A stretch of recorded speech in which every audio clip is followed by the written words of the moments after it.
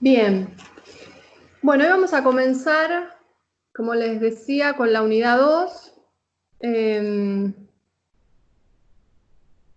La idea es comenzar a ver ya no los clásicos, sino entrar en el mundo de las sociologías contemporáneas, empezar a ver autores más contemporáneos, si bien seguimos viendo autores y autoras europeos.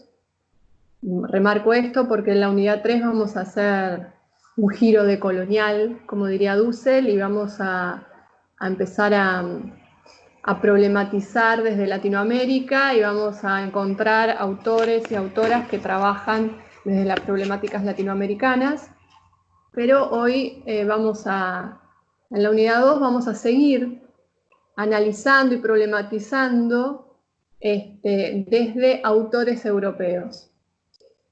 Como habíamos visto en los teóricos anteriores, la sociología tiene ciertas tensiones clásicas, antinómicas, podríamos decir, entre individuo y sociedad, entre orden y conflicto, entre lo material y lo ideal.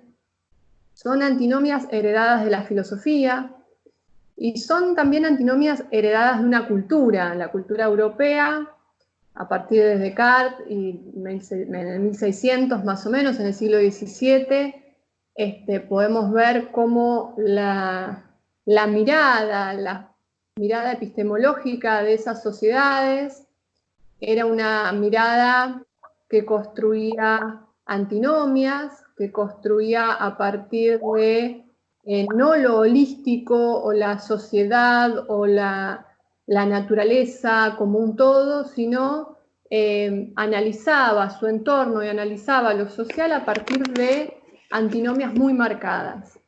Por eso esta división entre lo ideal o lo material, entre el individuo y lo social, que lo vimos en Durkheim, más parado desde lo social, lo vimos en Weber, más parado desde ese individuo racional, que era el que construía la historia moderna. No tanto en Marx, Marx se para más desde una mirada, si se quiere, más rompiendo esas miradas tan marcadas, cuando él hace su planteo de individuos organizados socialmente para la producción de lo social. Entonces ahí vemos un pasaje, en una misma frase vemos un pasaje por lo individual y por lo social, que es más característico de los autores que vamos a ver ahora. Pero bueno, esas antinomias tienen que ver con una cultura, con un momento histórico específico, con una mirada de lo social, que no todas las culturas lo tenían. Las culturas latinoamericanas, las culturas orientales y muchas otras culturas que hoy las estamos reivindicando como formas científicas de entender y de analizar el mundo y de, por lo tanto, interactuar con ese mundo, son miradas que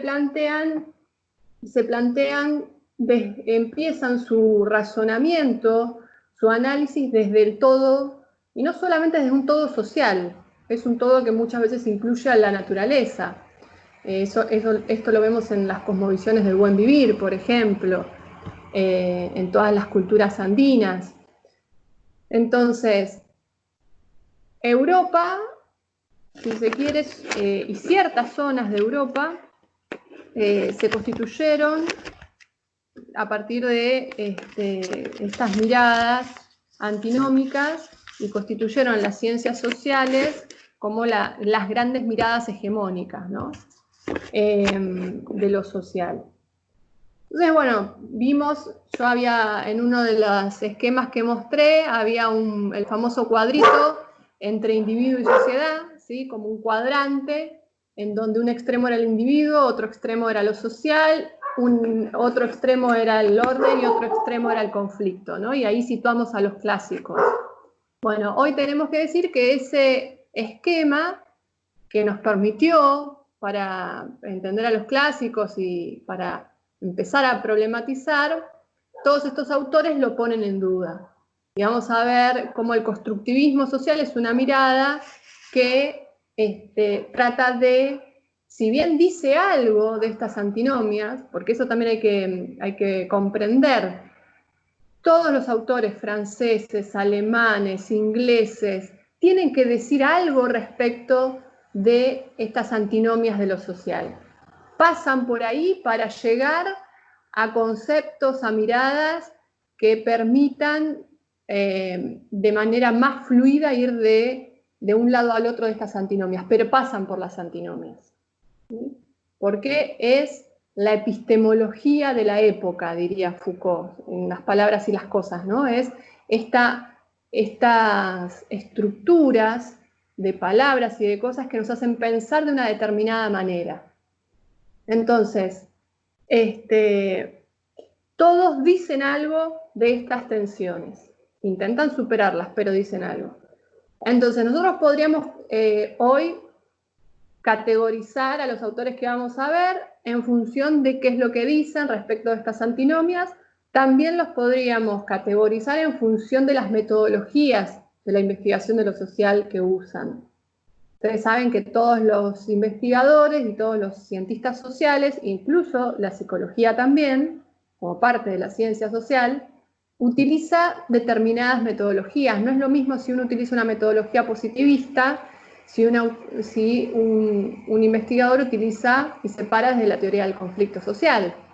Son metodologías que también hacen al posicionamiento y a la mirada que vamos construyendo como investigadores, como actores de lo social, ¿no? Entonces son dos formas de categorizar a los autores contemporáneos, y nosotros vamos a ir y venir entre estas dos formas de categorizaciones. Hay un texto en la unidad 2, el texto de Corcouf. Corcouf es un autor contemporáneo, francés, si bien nació en Argelia, una colonia francesa, una ex colonia francesa, hasta los 60 fue parte del imperio francés. Muchos pasaron por Argelia, después otro autor que vamos a ver, Bourdieu, hace muchas investigaciones y pasa parte de su vida en Argelia. Y un autor que vamos a ver en la unidad 3, Frank Fanon, también es argelino y trabaja de manera muy interesante lo que fue el proceso de decolonización de Argelia. Digo, para entender el contexto, ¿no? A cada autor en su propio contexto social. Por lo tanto, Corcouf, bueno, nace en Argelia. Como muchísimos argelinos de clase media o media alta, se va a estudiar a Francia y ahí desarrolla su pensamiento teórico inscripto en las corrientes clásicas francesas. Y lo que plantea Corcouf es que hay muchos autores justamente que ya no podemos inscribirlos en ninguna de estas antinomias, que estas antinomias vienen heredadas en la sociología, en particular de la filosofía, y que por lo tanto tenemos que empezar a, si se quiere, englobar a los autores contemporáneos en lo que él denomina el constructivismo social. ¿Sí? Él plantea que hay una corriente, que es el constructivismo social, en donde se inscriben autores tan importantes como Bourdieu, como Norbert Elias, como Touraine, ¿sí? Como muchos autores franceses contemporáneos y europeos contemporáneos. Aclaro esto porque, si bien él está desarrollando teoría, pero lo que hace principalmente es reflexionar sobre los autores más fuertes académicamente y teóricamente de Francia y de Europa contemporáneos a él. Entonces va a decir que estos autores se pueden inscribir bajo esta mirada del constructivismo social. ¿Qué es el constructivismo social? Bueno, las mismas palabras nos lo dicen, ¿no? Si estuviéramos en presencial, me gustaría escucharlos a ustedes, qué se les ocurre decir cuando hablamos de constructivismo social. Pero de lo que habla es que la realidad está construida socialmente. La realidad no es algo, como uno lee la realidad, no es algo dado, ¿sí? No está ni dado por Dios, ni es parte de la naturaleza, sino cómo leemos, cómo interpretamos la realidad que hace a nuestras formas de comportamiento, es un constructo social. Él va a decir, en una perspectiva constructivista, las realidades sociales se conciben como construcciones. Son construcciones históricas, cotidianas, de actores individuales y colectivos. Ahora, la realidad social y las realidades sociales funcionan para este autor, discúlpenme, como universos objetivados. ¿Sí? Universos objetivados, que justamente marcan las formas de comportamiento de lo social. ¿Sí? Este es un concepto muy fuerte en esta corriente constructivista. Sí, repito. Disculpen un segundo, voy a callar a las fieras. A ver.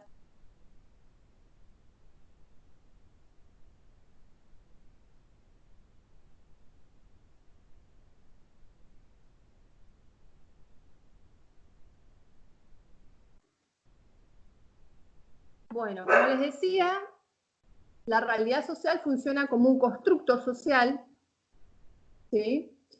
El constructo, o sea, la realidad social es construida socialmente. Ahora, la realidad social aparece como un universo objetivado. Es decir, se nos aparece a nosotros como un universo objetivo de relaciones en donde nosotros nos movemos, y este conjunto de relaciones hacen que miremos la realidad que nos rodea de una determinada manera, y por lo tanto que nos comportamos de una determinada manera.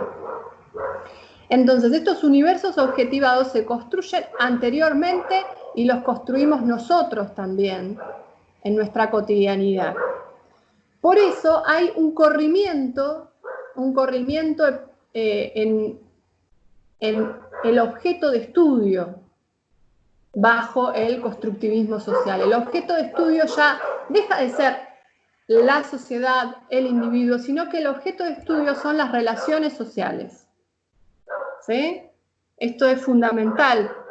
El objeto de la sociología dejan de ser estas antinomias y pasan a ser justamente el proceso por el cual se construye la realidad. Y ese proceso está atravesado por las relaciones sociales, los vínculos sociales. ¿Sí? Podemos pensar los vínculos familiares que a nosotros nos constituyeron desde nuestra infancia, que a su vez son construcciones culturales e históricas y que hacen que nosotros veamos la realidad de una determinada manera. Y que, remarco esto, no es solamente ver la realidad de determinada manera, sino nos hacen percibirla en términos inconscientes y nos hacen comportarnos de una manera inconsciente, de una determinada manera. Van a decir que estas construcciones sociales están muy atravesadas por una perspectiva historicista, una perspectiva que nos permita entender cómo en la historia se fue construyendo determinadas categorías, determinadas formas de visualizar el mundo, de entender el mundo, que a nosotros nos han constituido. Dice, el mundo social se construye a partir de preconstrucciones pasadas. Ahora, las formas pasadas, como decía anteriormente, son reproducidas, son apropiadas y desplazadas, son transformadas. Y a su vez, en esta transformación inventan nuevas prácticas, nuevas interacciones y nuevas miradas. Es decir, está el sujeto y está lo social. ¿Y ven cómo en cada frase se intenta unir al sujeto con lo social? no plantearlos de maneras antinómicas, ¿no? Van a decir que estas transformaciones del hoy y a su vez estas herencias pasadas permiten un campo de posibilidad para el futuro. Entonces, es fundamental entender que el constructivismo es una categorización que está estableciendo este autor, pero en donde se inscriben muchos autores, y él diría es un parecido de familia. Estos autores no es que cuando desarrollaron su obra teórica dijeron voy a ser un constructivista social. No, desarrollaron su obra y después Korkuf dice, por su forma de entender el mundo, su forma de mirar el mundo, este autor es constructivista, ¿sí? Entonces, ¿en qué hora estamos? Estamos bien. Autores que Korkuf plantea que son constructivistas, como decía, es Bourdieu, Norbert Elias. Ustedes tienen algunos de esos textos para leer en la bibliografía complementaria. Y ahora vamos a empezar a problematizar algunos conceptos claves de la obra de Pierre Bourdieu. Una obra muy extensa, un autor también francés, contemporáneo, murió hace muy poquito. Él fue parte del Mayo francés de 1968, fue un militante social, pasó por el Partido Comunista o el Partido, no quiero decir una cosa por otra, pero el comunista o el socialista francés. Fue un activista realmente, y esto es importante por lo que veíamos también en los clásicos, ¿no? En Marx, Durkheim y Weber, acuérdense que son solamente esos tres.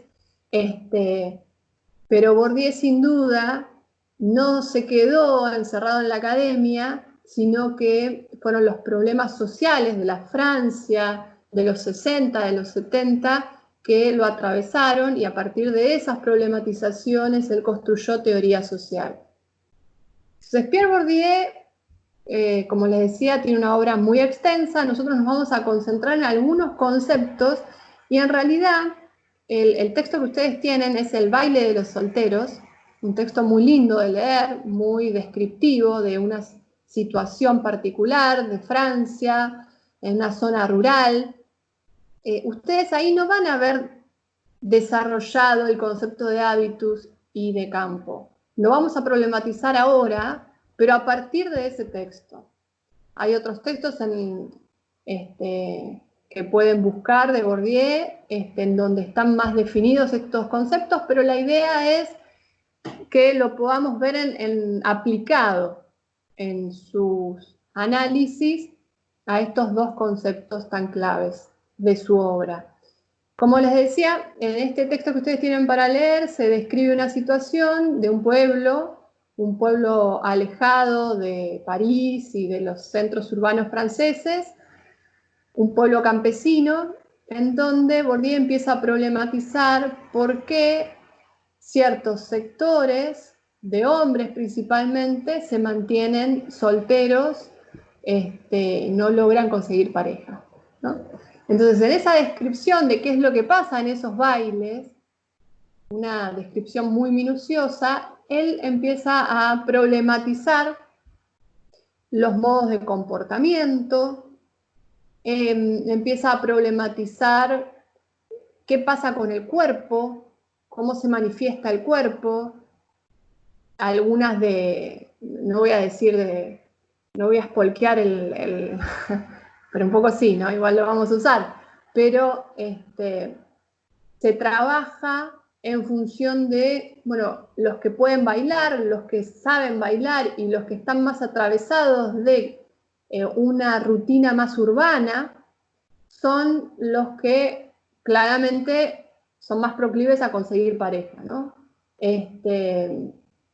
También remarca mucho eso los campesinos que o se fueron a la ciudad o se fueron a estudiar a la ciudad, o bueno, incluso los que van a esos bailes, pero que vienen de los centros urbanos, que están atravesados de esa cultura más urbana, son los más proclives a animarse a bailar, animarse a exponer su cuerpo de otra manera, y eso hace que en porcentaje porque hasta se categoriza en porcentajes, logran conseguir pareja con mayor asiduidad que los campesinos que se quedaron a trabajar en lo agrario, que son más hoscos corporalmente y que incluso ven las nuevas músicas y los nuevos bailes como algo lejano y se ven impedidos a realizar esos nuevos bailes, ¿no? Entonces, ahí se producen, bueno, choques de culturas,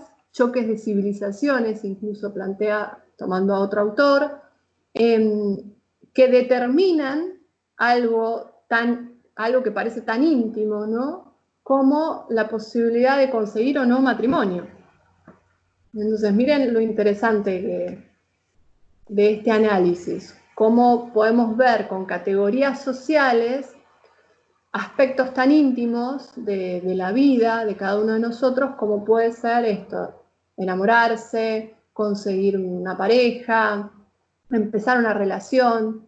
Entonces, bueno, está atravesado para Bourdieu de muchas categorías que tienen que ver con las relaciones sociales y que terminan atravesando lo corporal. Esto es fundamental. Porque justamente es el concepto de hábitus.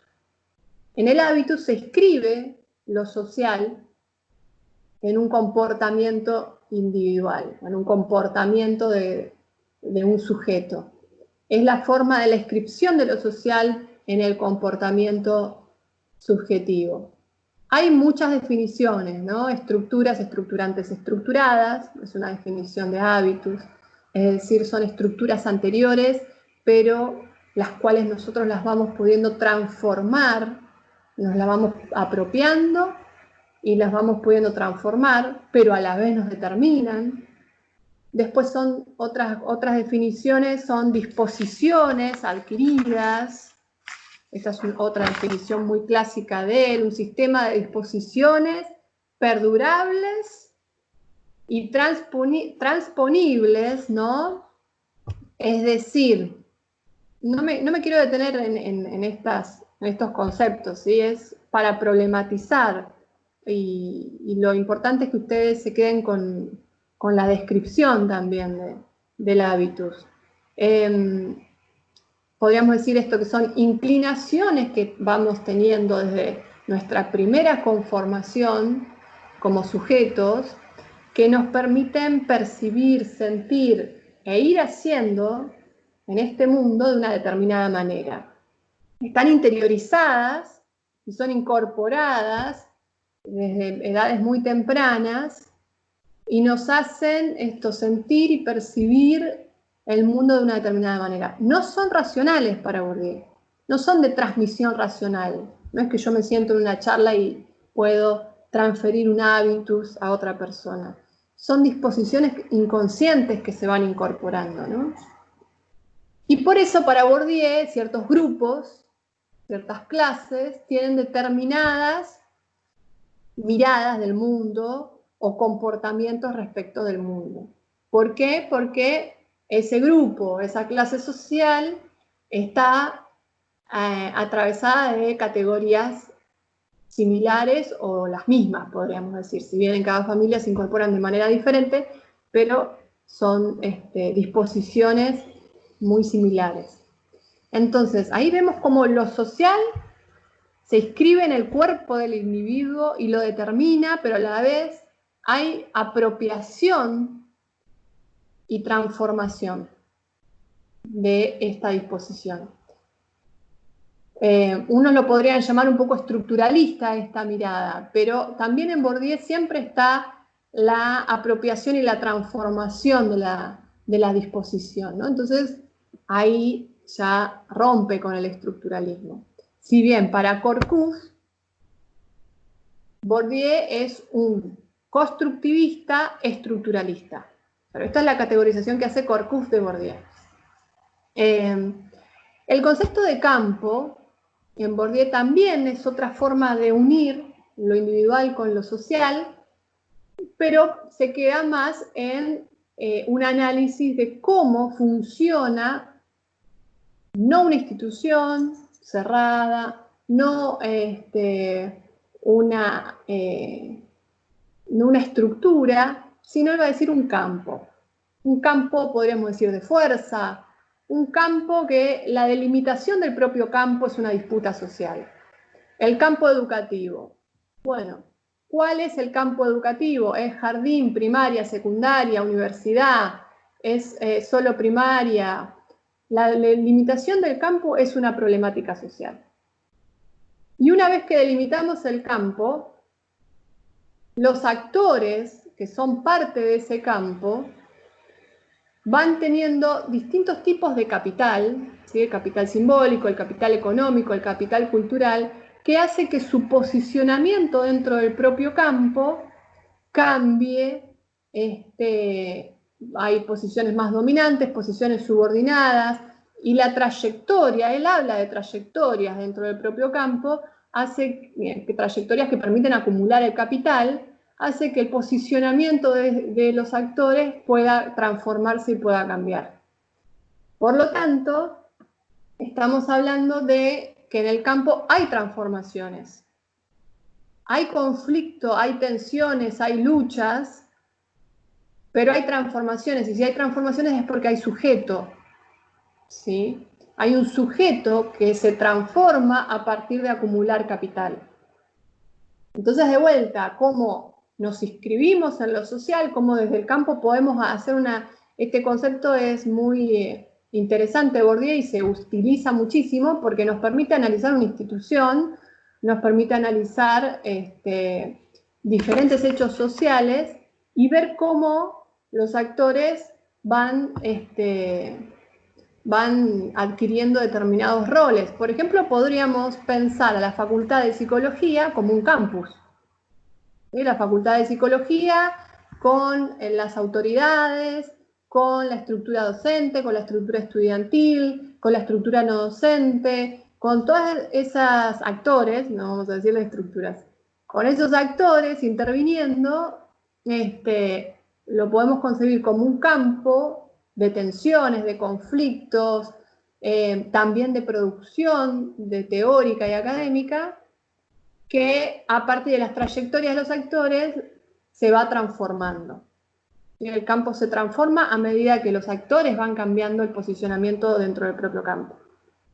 Entonces, fíjense cómo en el campus parece que empezamos desde lo social, pero aparece el sujeto. Y cómo en el hábitus parece que empezamos del sujeto, pero aparece lo social.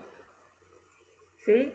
Entonces, son conceptos claves de la obra de Bourdieu que se utilizan muchísimo, son conceptos clásicos, podríamos decir, y es interesante que lean el baile de los solteros en esta clave, ¿no? ¿Qué pasa en estos bailes? Los propios bailes podríamos pensarlos como un campo, ¿no? Pero que lo podríamos ver desde cualquiera de las dos perspectivas. ¿Y qué pasa con el concepto de hábitus ahí, ¿no? ¿Qué se incorpora y qué nos determina? Hasta qué punto nos determina y hasta qué punto se puede transformar. Bueno, la idea es que nos permita problematizar estos conceptos de este autor, de Pierre Bourdieu. Y después vamos a transitar hacia un autor que es crítico de Bourdieu, Bernard Lahire, en donde justamente critica a estos conceptos. Vamos a ver desde dónde los critica, ¿no? Como ven ahí en la placa, Bernard Lahire plantea la necesidad de construir una sociología psicológica. ¿Lo podríamos inscribir a Lahire dentro del constructivismo social? Sí, lo podríamos inscribir porque también está pensando que la realidad es una construcción social. También está inscrito dentro de esas líneas de pensamiento. Ahora, ¿cómo piensa Bernard Lahire? Toma mucho de Bourdieu, podríamos decir que hasta un punto sigue la línea teórica de Bourdieu, pero en otro punto produce una ruptura y un quiebre que es muy interesante. Él lo que va a decir es que la teoría del hábitus en Bourdieu plantea conceptos cerrados, conceptos petrificados, en donde no se puede terminar de comprender cómo lo social se inscribe en el individuo. ¿Por qué? Porque va a decir que, vamos a poner un ejemplo, que decir que en el baile de los solteros, los campesinos, la mayoría de los campesinos que se han quedado a trabajar en el campo, que no han migrado, no han estudiado en la ciudad, no han tenido un paso por lo urbano, si se quiere, son más proclives a no conseguir pareja, no dice demasiado. Miren cómo, o sea, uno puede decir, bueno, pero algo está diciendo, sí, este análisis algo dice. Ahora, para Lair, lo interesante de una perspectiva que trabaje desde el hábitus es tratar de comprender la trayectoria de cada uno de los individuos. Su gran concepto es esta idea de la trayectoria, ¿no? ¿Por qué? Va a decir él, porque si nosotros hiciéramos una cronología de la vida de un individuo, veríamos cómo en cada momento se inscribe lo social. Él no está diciendo lo individual por sobre lo social, para nada. Él dice, es lo social lo que siempre está inscripto en el cuerpo. Incluso es interesante porque Lair plantea en esta etapa, esto lo podemos después ligar con otro texto de Verena Stock, que van a ver más adelante, el individuo hoy es una categoría que tenemos que problematizar, porque hoy en las sociedades modernas, en la actualidad, el individuo tiene mucha importancia. Antes de la modernidad, el individuo no existía como lo concebimos hoy. Ahí podríamos también problematizar toda esa estructura y esos análisis que se empiezan a hacer a partir de las miradas más freudianas, ¿sí? Del inconsciente, incluso del yo, del super yo, del ello. Todas esas miradas son propias de tratar de comprender al individuo moderno, en donde el yo ya estaba constituido. Antes de la modernidad no existía ese individuo. Uno era parte de una comunidad, era parte de un todo, justamente de sociedades más agrarias, más campesinas.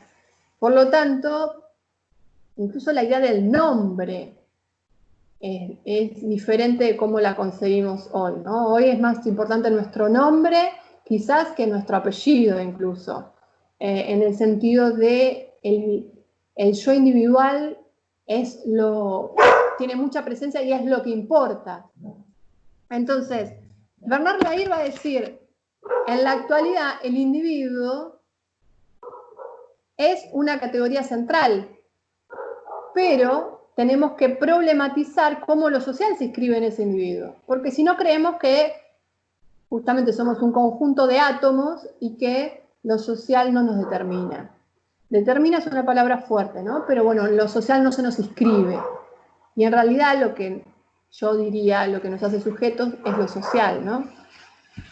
Entonces, Lair va a decir, el concepto de hábitos de Bourdieu, esquemas, disposiciones, son conceptos que no nos sirven para entender al individuo como producto complejo de múltiples procesos de socialización, ¿sí? Y no se puede aplicar la misma metodología social para el análisis de lo social que aplicamos a grupos a individuos. Para pensar desde lo individual hay que desarrollar una metodología nueva, por eso Lair va a proponer sociología psicológica. Es una metodología específica. No podemos trasladar la metodología de grandes hechos sociales a este análisis de las trayectorias individuales. Entonces, ¿cómo? Creo que la gran palabra acá que desarma el concepto de hábitus que plantea Lair es la palabra cómo. ¿Cómo se incorporan los hábitos, las disposiciones, ¿no? ¿Cómo se transmiten?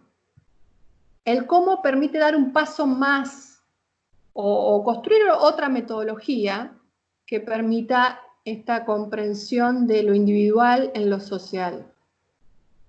Entonces, va a decir Lair, tenemos que poner a pruebas en investigaciones empíricas el concepto de la disposición y de hábitus, para elevarlo a un concepto científico y útil. ¿Cómo se forman los esquemas de disposiciones? Hay que reconstruir la génesis, el origen de estas disposiciones. Por ejemplo, un hábito, ¿sí? El cómo fue incorporado es central. ¿Fue por coerción o fue por obligación? ¿Fue por pasión, fue por deseo o fue por necesidad? ¿Fue por rutina? ¿Sí? O sea, ¿cómo se incorporan estos esquemas que en mucha manera nos hacen comportarlos de una determinada manera, ¿no? Entonces, va a decir, depende la manera en que fueron adquiridas estas disposiciones, el momento en la bibliografía individual. Yo me imagino, pensando en el texto que ustedes tienen para leer, El baile de los solteros, ¿no? Esto que decíamos de cómo Bourdieu trabaja ciertas categorías centrales de por qué se quedaron solteros, uno podría decir, bueno, pero por ahí, si analizáramos la trayectoria de una de estas personas, podríamos ver que, por ejemplo, o en realidad estoy pensando los que sí consiguieron pareja, ¿no? Uno podría decir, bueno, porque saben bailar. Bueno, hay que ver cómo aprendieron a bailar. Quizás aprendieron a bailar a partir de tener hermanas mujeres y empezaron a bailar en su casa, por lo tanto no fueron a la ciudad.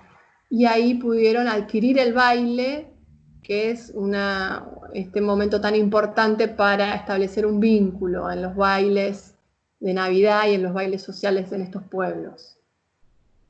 Por ahí adquirieron conscientemente la necesidad de bailar y fueron a aprender, o fueron a la ciudad a aprender para volver al pueblo. O por ahí realmente fue que se trasladaron a su familia por el comercio o por alguna necesidad, iban desde siempre a las ciudades y ahí desde muy chico adquirió el hábito de bailar y lo adquiere a temprana edad. Entonces, el cuándo desarrolla este hábito, podríamos decir, esta disposición al baile, también dice mucho de cómo lo social se inscribió en el cuerpo de este sujeto. Entonces, no es lo mismo hacer un análisis metodológico de estas trayectorias, con toda la minuciosidad que implica, que decir saben bailar y punto. Y los ve, es una foto, por eso podríamos decir que es una mirada más estructuralista la de Bourdieu, que ve la foto en el baile, en ese baile de Navidad o en esos bailes, en estos pueblos agrarios, y la propuesta de la IR siempre es pensando no en la estructura, sino pensando en la trayectoria, ¿sí? Pensando desde una perspectiva más historicista del individuo. Y bueno, también plantea el contexto, ¿no? Del cómo, el contexto de incorporación de los hábitos. Entonces, para la IR hay que desarrollar una metodología nueva para pensar cómo la pluralidad interna de los individuos y la manera en que se distribuye según los conceptos, según los contextos, ¿sí? Cómo, digamos, cómo se va incorporando el hábito, ¿no? En esta pluralidad interna de los individuos y la manera en que se distribuye según los contextos. Por eso hay que desarrollar las metodologías nuevas. Entonces son nuevos dispositivos metodológicos